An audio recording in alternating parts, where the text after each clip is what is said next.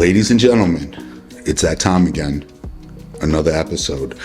But before I get to my next guests, sometimes we talk about driven and hard work and what it really takes to get there. And a lot of times, not everybody's cheering for you, not everybody's rooting for you, not everything you can see on social media, the work that really goes on behind the scenes.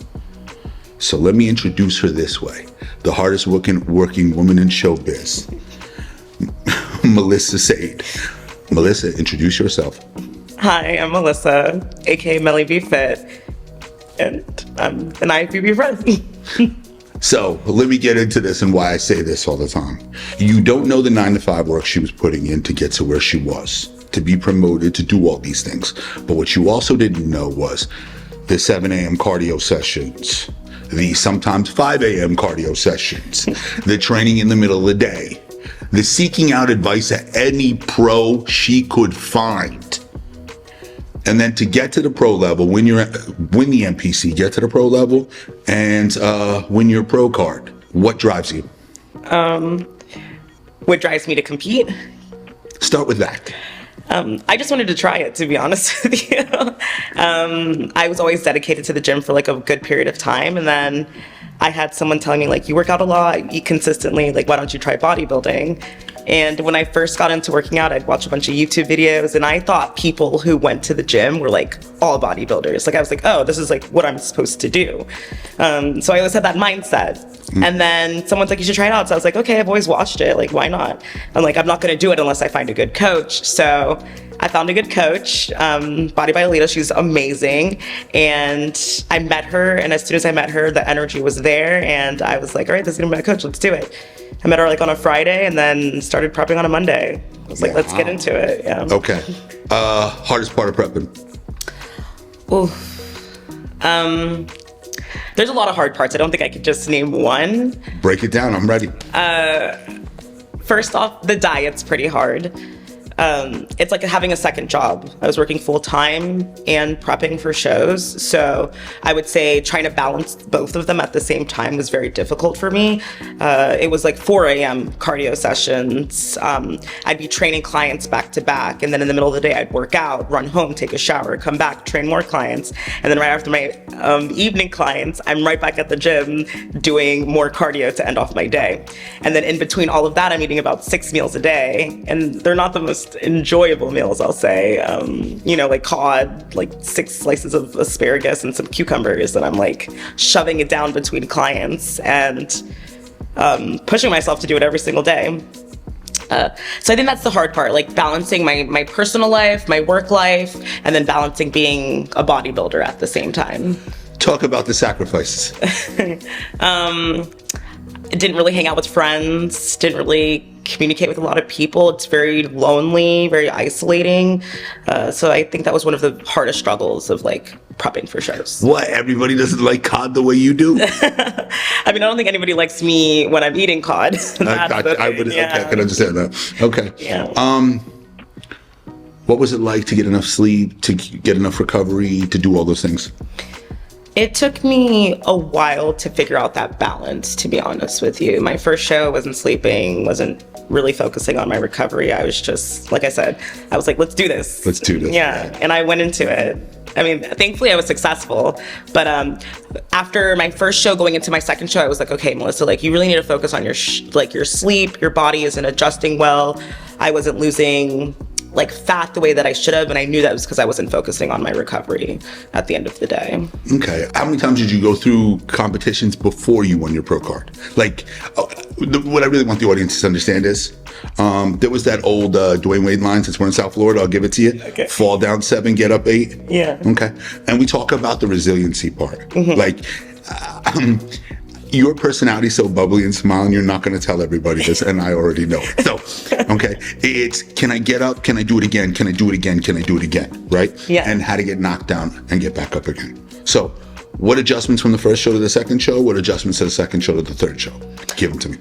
All right. So, first show, I was very fortunate. I did really well. Mm-hmm. My first time competing ever, my first time going to a bodybuilding show, my first time competing in a bodybuilding show. So it was all like a whole culture shock for me at that very moment. Mm-hmm. I signed up, I believe, like 4 categories: novice, true novice, and then open.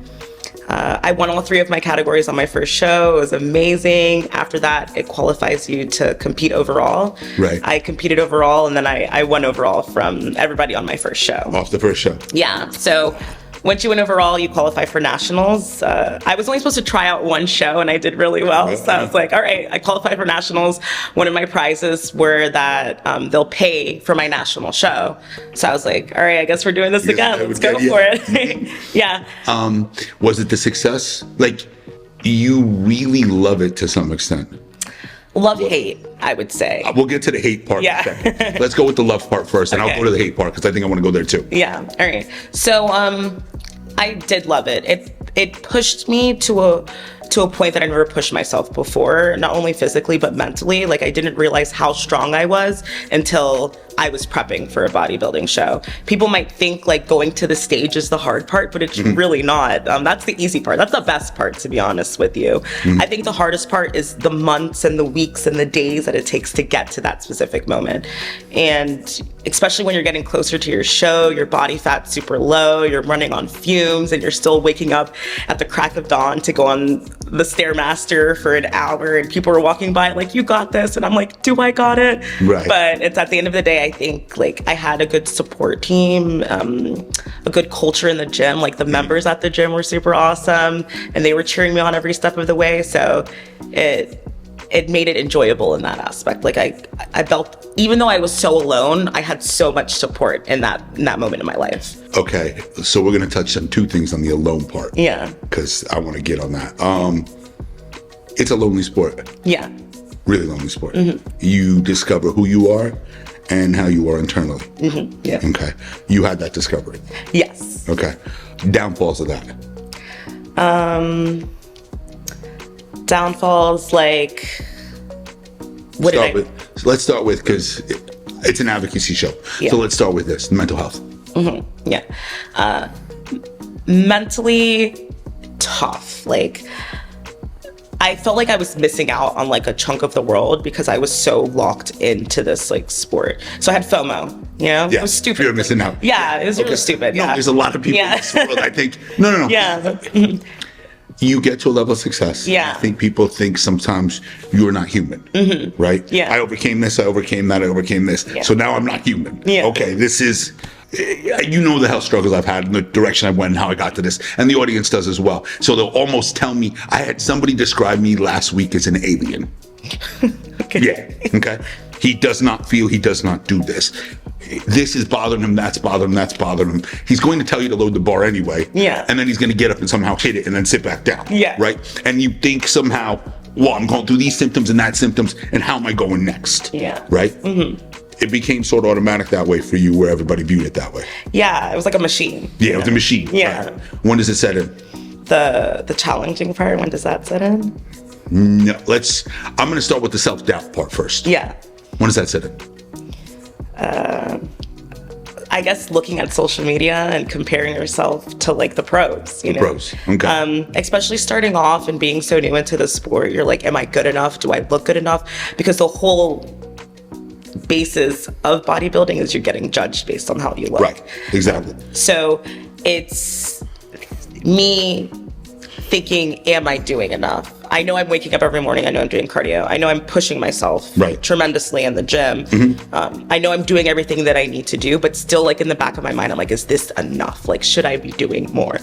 And that's always made me think, like, am I going to be good enough to go up against these people on stage? I'm seeing girls who I might be competing against, and I'm looking at myself, and I don't see what I see in them. And I've always had that, like, self-doubt. For the audience, I want to tell you all, Yeah. that's the mark of successful people. Did I really do enough to earn the right to be at that point? Did I really get to that point? Most of you were thinking I did enough, I'm there. No. Successful people are, did I cover every stone? Did I cover this stone? Did I go back through it 3 more times? Did I do this? Did I do that? Right? And I you know what? There were thoughts on what makes a champion, and there was a saying I heard recently that was really defined as the best way I ever heard. Ready? Yeah.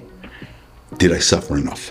Did Did I suffer enough? Really? They're willing to suffer more than you are. It's with the ordinary things. Did I just cover the ordinary a little bit more than everybody else? Did I just get to that particular point a little more than everybody else? Did I just do this? Did I cover my base? Did I cover this base? How much of a progression did we do? Yeah. In health, always, and even in competing, more is not always better sometimes, and we discovered that the hard way, all of us. Yes, yeah. Right? So, give an idea to the audience what the training looked like for the week. So I compete in wellness. The category is just mainly legs, big legs, nice toned upper body. My legs have to be bigger than my waist, and that was like the whole point of it. So training, fasted cardio first thing in the morning before I eat anything, maybe like a cup of black coffee or like a cup of water before I do my cardio. After that, I would train for about 2 hours, maybe like an hour and a half, 2 hours. It was mostly 2 hours. And it was very heavy compound movements, high reps, heavy weight, just pushing myself like beyond my limits. I've never trained the way that I've trained since bodybuilding. And then after that, after training for 2 hours, pushing myself, barely being able to walk after my workouts, I do cardio at the end of the night for another hour. And the treadmill was never enough for me. Like I could never burn enough calories, get it going on the treadmill. So I'd always have to do the Stairmaster because it always got me to where I needed to go. And I hate the Stairmaster. Calorie wise or? Like calorie wise. Okay. Yeah. I heard Jay Cutler had was Kevin LeBron on recently. Yeah. And they were talking about what really got them. Actually, it was Phil Heath. Forgive me. Yeah. What really got them to that level was 45 minutes on the Stairmaster twice a day. Yeah, twice a day. Right. And that it didn't break down leg muscle as much, and that's where they got into the best shape. That was their secret to their success. And you wonder about. I'm sure it'll be different for everybody, and I'm sure everybody's success story will be a little bit different. But do you find the ingredients that work for you? Yeah. Yeah. Yeah, they worked. Yeah. Yeah. No, I would. No, just to find it exactly. Next question. Struggles with mental health? Yes. Yeah, definitely. Was it off competing or? It was mainly through competing, I should say. Like I said, like it was just very, I don't know. I think pushing myself to that level and then going home at the end of the night, I'd always be like, oh my God, like I have to do this again tomorrow and I have to do it again the next day. And I have another 3 months to go of this. Like, can I keep going? And I wasn't always happy. No. Yeah. Yeah, I was like raging through the gym, like with anger because like, I don't know, I love competing, I love working out, but at times I was like, oh, I wish I could do something for myself. Because now so much of everything was dedicated to the sport, even though it was for me. Like every once in a while, I just wanted to have a little fun. Like I want to let loose. And that's what I needed. Like I like going out, I like having a good time, and not being able to have that every once in a while really was tough. Recommendation going forward, are you going to continue competing? I think I'll compete maybe one more time. I'm still debating, I don't know. One more time. Yeah, I don't know. Okay. Yeah. I wish the host bought that answer. I think for me, just knowing you, I feel like it'll be split. That you will continue doing this, but you will space it out a little bit to have we'll call it R&R, sort of a recovery time for you. Yeah. Okay. Yeah, because this is the first year. Well, I've competed not this year, but the last 3 years beforehand, back to back, like every year had a show. Right. And this is the first year that I've taken off, and I've actually been able to like do things. First time leaving the country, first time being able to travel, do things, and like have like a good time, and it's been really nice. Like I'm not young, I'm 32, so right. I'm at a point where I'm like, do I want to start living or do I want to just bodybuild? Got you. Because I can't do both. No, you can't do both. I literally can't do both. And I wish that I could, but it doesn't make sense. Like me, if I'm going to travel somewhere, I'm going to carry like 5 duffel bags of food, find a gym. I'm going to be doing the same thing in a different location. And we haven't gotten any nutrition on this show in that particular fashion. Yeah. But for a year and a half, I was on a ketogenic diet, and everybody asks me, why'd you get off? Italy and Spain? Yeah. Like, I didn't know what. It's not just that. Okay, one, it's the experience. Two, it's the first time I'm really touching that food. Yeah. Three, the food quality was so amazing. I came back more ripped. That was ridiculous. Yeah, your body loved it. I remember 3 weeks coming back to Florida and then going to see family 3 weeks later in New York. Right, and I remember, wow, what the fuck just happened? What just happened? And I remember, the one thing I can tell you overseas was there's no way I didn't walk 20,000 steps a day. Yeah. Right. That's the only thing I can tell you. Yeah. But there was a gym in Spain on the Coast de Sol. Right. Or I hope the Sun Coast, however we say it in Spanish that I'm butchering right now. And I had to buy my way in Seville, or what they call Sevilla, into a Olympic lifting gym, and almost died because somebody's conversion of the metric system was not exactly on point. Okay, but yeah, but there were certain qualities that. Are you kidding? I can cross the Alps and get Swiss chocolate in Switzerland? Yeah. Get the fuck out of here. I'm going to get chocolate. Yeah. Jeez. But it was the opportunity to try those things. And also, the other part was, I didn't think it was sustainable. Yeah. Where am I just going to get meat or fish or this or that overseas? They're not going to serve it that way. Exactly. Right? Yeah. So, but, yeah, we're going to trade that experience for the world. Yeah. So. But, yeah, I don't know. So, I want to do it, but I also want to live. So, I'm trying to get to that point. I'm trying to figure out what I want to do. I'm honestly lost. I have no idea. Let me ask you this, okay? Do you still have, like back then you had serious non-negotiables.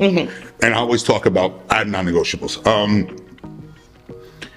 My daughter kind of messes this up from time to time, but I like to start my day in cryotherapy. Although the other day, I was at a friend's who you well familiar with, and he has a cold tub. Yeah. So 33 degrees and I'm in, right? So I've covered it that particular way. There's certain non-negotiables for recovery I want, certain anti-inflammatory effects, all right? I got to walk 15,000 steps a day. Yeah. I got to, I'm going to get a lift in. And I know, well, we don't train 7 days a week. Okay. Thank you, folks. Super. Okay. But I'm going to get under something. Yeah. Okay. And it doesn't have to be more than 45 minutes, but I'm going to get under something. Yeah. I'm going to do the same mobility routine you've seen me do since you met me every day. Yeah. I don't care who's in front of me, what's going on first, or what's happening. Yeah. You can continue to talk while I'm upside down. I'm good. Super. Those things are non-negotiable. What are your non-negotiables? Do you still have any? I would say non-negotiables, balanced diet. Okay. Have to work out. Okay. At least. We're talking about now, right? Not right. No. Okay. Even now. Yeah. No, before it's going to be more extreme. I understand. Yeah. No. Yeah. Right now, just balance with my diet, making sure that I work out consistently throughout the week. I try to get like 7 to 10K steps in a day. And just balance, it's something crazy. And I'm not like, honestly, me from the gym. Like my recovery sucks. Like me focusing on my recovery is pretty bad. Like I would go into workouts cold. Like I wouldn't warm up. Yeah, I know. I remember somebody got to work with you for a little bit and really was, God stamp his feet. Yeah. I'm not fucking doing this. Yeah. How do I say this? If you know me, you know I have non-negotiables, not just for me. I impose my will on everybody else. Things I want to ask and I want to say. Injury history from me. No. You came out relatively healthy. I thought that. Yeah. I mean, like I tweaked my back a little bit, but I got like a massage and it was fine. But I've never had injuries besides when I was like a child and I fractured my wrist. Like, right. Yeah. So no real training injuries. Yeah. That's something I wanted everybody to understand. Sometimes with strength comes a lot of protective mechanisms of the body. And I think sometimes the stronger you are, the more you're able to maintain durability. Yeah. And I think people miss that because you are pound for pound as strong as anybody I know. Thank you. But like right now, I do warm up. I do my mobility. Like I'm a lot better now because I notice it helps me out with my lifts a lot more too. That's one thing. The range of motion. Everybody seems to not miss that. Yeah. Also, active recovery. You prime your nervous system. That kind of stuff. Yeah. Let me ask this. 2 things. I'm gonna ask it 2 separate ways. Okay. Recommendations for a novice competitor. Recommendations. Brand new going into the sport with all the luster and all the buzz in the world. Like just hungry. You have to follow the plan. Like whatever plan's set out for you, like you have to follow it. It's a given. Like, if you have to eat these meals every 2 hours, just do it. If you have to do this cardio, just do it. If you have to do these workouts, just do it. Because doing it's going to help you get better the next day, and then the next day, and then the next month, and then the next 2 months, and then you're going to be on stage and you're going to be looking good. It's a foundation, in other words. Exactly. So just follow the plan and you'll be good to go. Okay. Give yourself grace. Be kind to yourself, because sometimes we'll be at the gym and we'll be like, I don't want to do this, or you're not doing this well enough.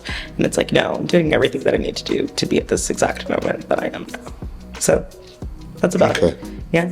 That was a rough one for you. Yeah, I'm like, I don't really know what to tell them. I mean, think about it.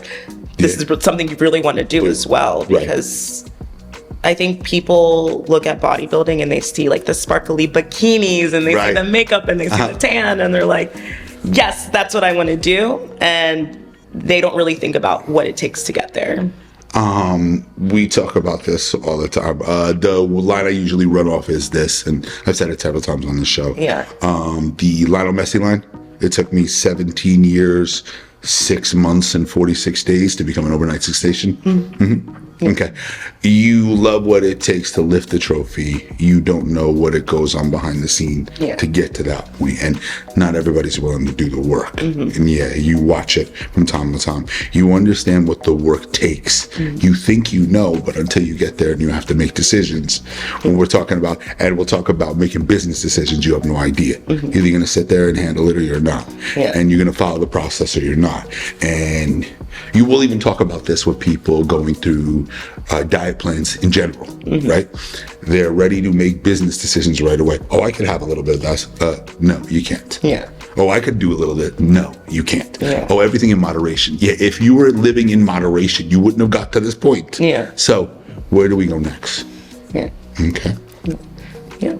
But I should also say, like, I did go through, I wasn't perfect during my bodybuilding season. Like, I had moments where I wouldn't follow my diet, or I'd go out and have like a little drink, you know, and I realized me doing that was just setting me back. So it took me a while to be like, okay, Melissa, you gotta lock in. But like at the same time, I was justifying it by saying like, you're balancing, you're yes. Do you think sometimes when you say the term lock-in that really people don't understand what lock-in means? Probably. Yeah, maybe. Like, no, seriously, like they don't really understand what it means to really be locked in. Like, I think the focus is, well, if I'm 3/4 good. Right? Just there's a mental discipline that goes with it sometimes. But locking in means like you're locked. Like you put yourself in a room, you're locking in, that's I'm doing that's this. It. That's it. I'm in. All in. Where does bodybuilding separate from health? Do you mean like, does bodybuilding equate to health? I'm gonna let you answer the question. Go ahead. I don't feel healthy when I'm bodybuilding. And I know people are like, oh, like you see your abs and you see this and you look great. They monitor that to health. And they monitor like they're like, oh my God, you're the healthiest person out there. And I'm like, no, like this is not sustainable. I would never tell any of my clients to do this. I wouldn't tell anybody to do that just to basically lose weight. I wouldn't recommend that to any of my friends, because I'm go ahead. There's that, and I'll give it to you this one.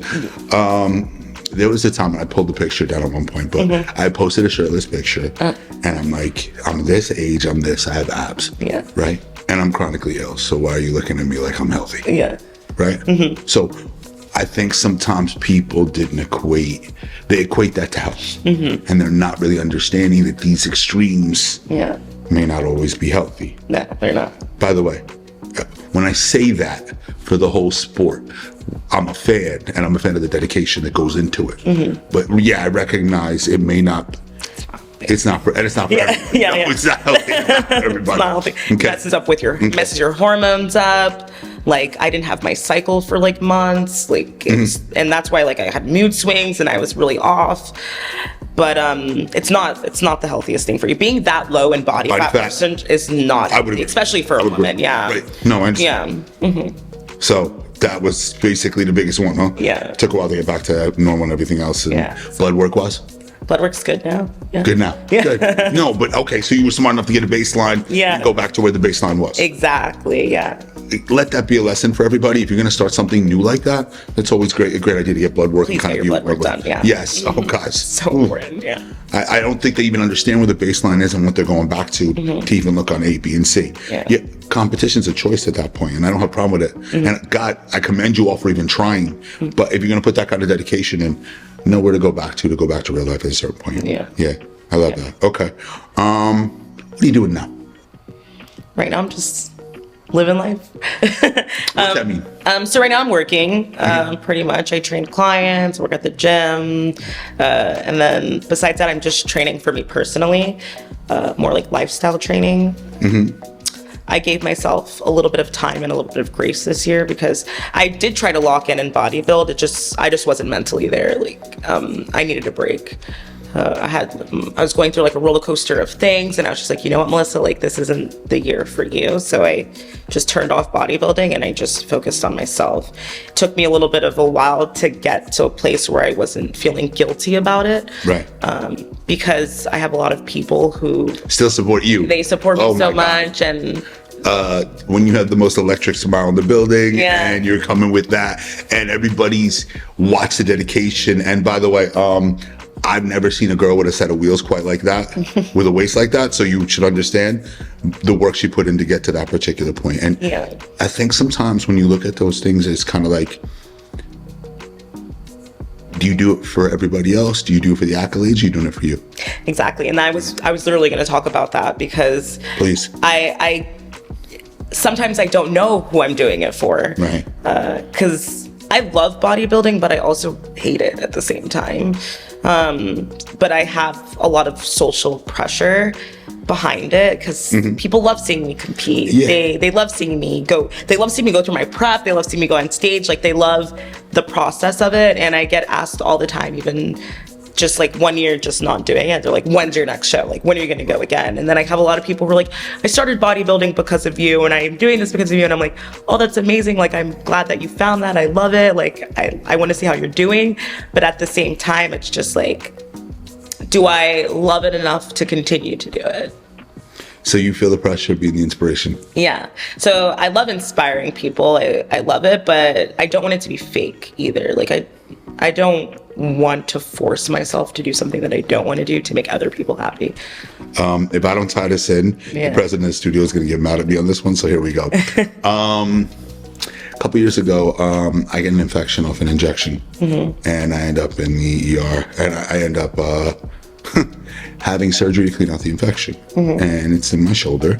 And I always remember going back to the gym, and there was somebody I groomed to an elite level, and looking straight at me, but not talking to me. It goes on for a couple of days. Yeah. I ask, is there a problem? No. So that night I get a text. It's a full-length page of an article about you are the model of health. You are this and you are that. You hold this standard. You are this and you are that. And you're supposed to be the one. Yeah. And I really didn't know how to respond to that. Sometimes you give directions, right? And you go through the same guilt thing.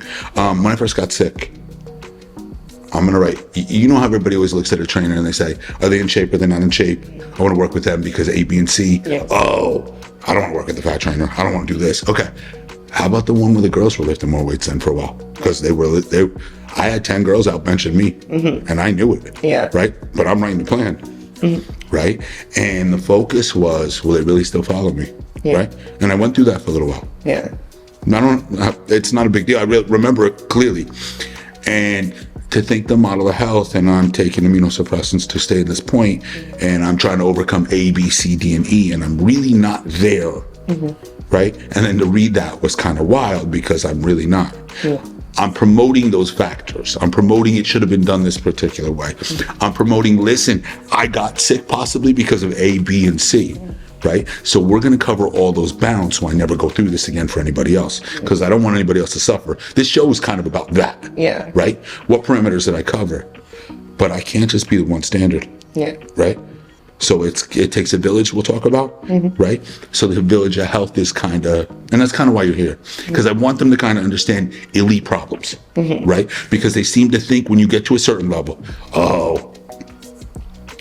I have a group of people on social media that follow me, and I really started it for myasthenia gravis. I really didn't start it for coaching or this or that. Yeah. The moniker strength was, listen, I might lift 2 wet socks, sit tight and watch me. Yeah. Right? How do I overcome this spot and how do I get back to that spot? Yeah. Right? So we're going through this whole diagonal circle, and they seem to forget sometimes the place I came out of and how to get back to it. Right? That I had to get through this corner and that corner and this corner. And I kind of want to give and promote the moniker health. Now, if you have dedications, I'm not going to lie to you, to playing games in school, there were things I did that they don't allow anymore. Right? Yeah. But in my day, they were normal. Yeah, okay. Yeah, I must be that old. Anyway, right? But it was normally done, and there wasn't as much red tape to get around. But if I could play, I was going to play. Yeah. Right? And I don't really think everybody understands what that means. Yeah. And I also don't. Now, could some of those things be from there? Maybe. Maybe not. Do I deal with that every day? Yeah. Would I change much? Probably not. Yeah. Probably not. Because I really wanted to do those things that bad. And I really wanted to play that bad. So, but would I've liked to know the parameters and how to get back? Probably. Yeah. The same way. Yeah. It's kind of really what I want. So, what I really want to say is we're all kind of ambassadors of health to some extent. Yeah. And we all should try to push each other forward. And we all should encourage each other. Let's do this the best we know how. Yeah. But to get to that level, you have to be all in. And you really have to. Yeah. It's got to be for you. It's got to be for me. Yeah. Exactly. Yes, it's got to be for you. Yeah. So that's really where I'm going with that. Yeah. So, and that's where I think I'm trying to figure out, like, what is going to be the best for me, Because, I mean, I love social media, but it's not that big of a deal for me. Right. Like, I liked posting because I don't know, it's like an outlet. It's like a journal for me, It's like a documentation of, like, what I'm doing through pictures and videos, and then I can talk to people about it. Trust me, you're talking to a guy who advocating, but sometimes I feel like this is my therapy session. Yeah, exactly. Right? Let me let this out and let me just go with this. Yeah. This is the marker I wanted to give. This is the knowledge I wanted to pass out. I wish you guys knew this. I wish you guys knew that. Yeah. Right? And I wish you understood what goes into these things where you're trying to be spectacular. Yeah. And that sometimes your favorite competitor even is not in that condition for more than 4 weeks. Yeah. Yeah, exactly. Yeah, I wish everybody knew that. They think they're walking around like that 365 days a year. But there's some who are. That's the thing. Like, you can find some different competitors online, and you can look at them, and they're, like, ripped year round, and like, there's something wrong there. You shouldn't. Right, exactly that. Okay, that might be. They might be running time off for that particular reason. Yeah, exactly. But I don't know. With me, it's different. Like, I love the bodybuilding. I love getting into it, but there's the on-season aspect of it where I'm prepping and everyone's like, you're ripped, you look great. And there's the off-season aspect of it where everyone's like, you're big, what happened? And then it's... You really go through both, don't you? Yeah, I go through everybody. Yeah. I've had people walk up to me in the gym and they're like, what happened to you? You're big. Like, I'm like, whoa, I'm just bulking. Like, just put on some size. Like, how do you think that happens? Yeah, exactly. You can do that at 2% body fat? Yeah. That works? Okay, cool. I'm looking to drop body fat and have nothing to show. Right.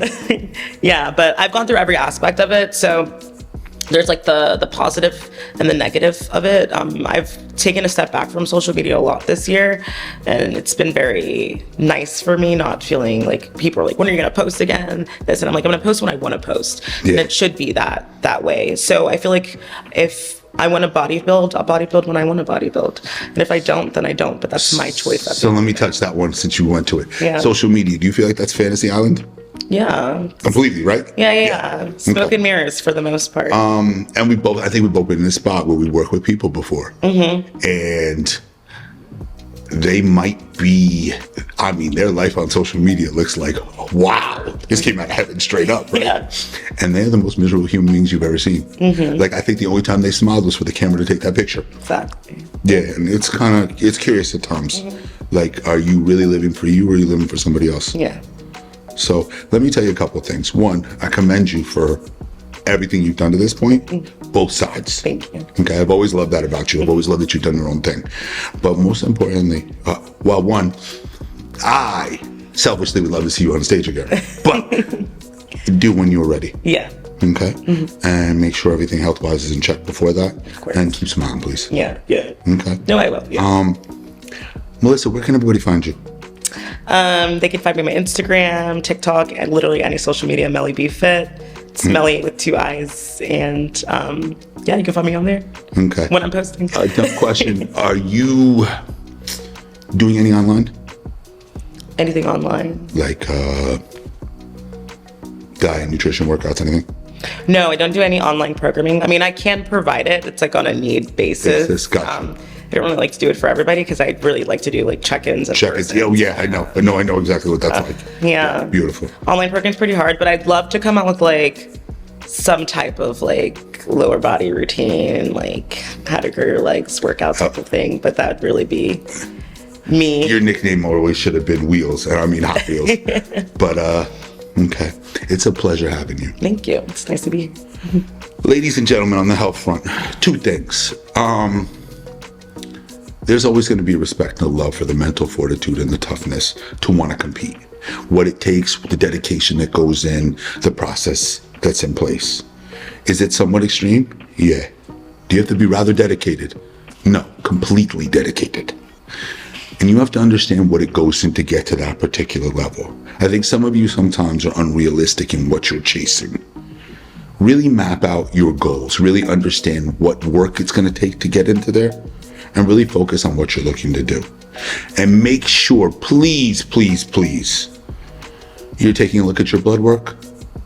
And you start with that as a foundation so you know where to get back to in case something goes wrong. You only get one body, one mind, and one health.